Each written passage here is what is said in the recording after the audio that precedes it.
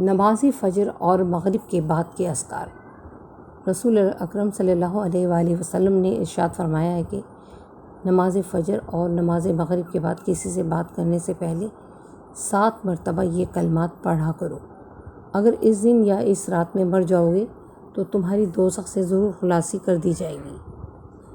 اللہم اجرنی من النار۔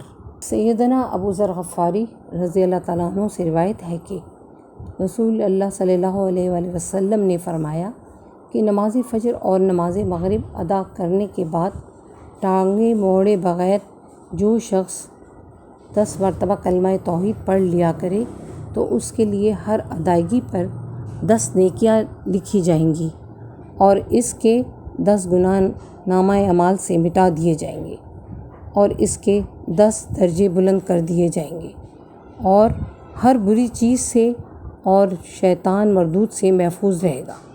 ایک روایت کے مطابق کہ عصر کی نماز کے بعد پڑھنے پر بھی یہی ثواب ملتا ہے۔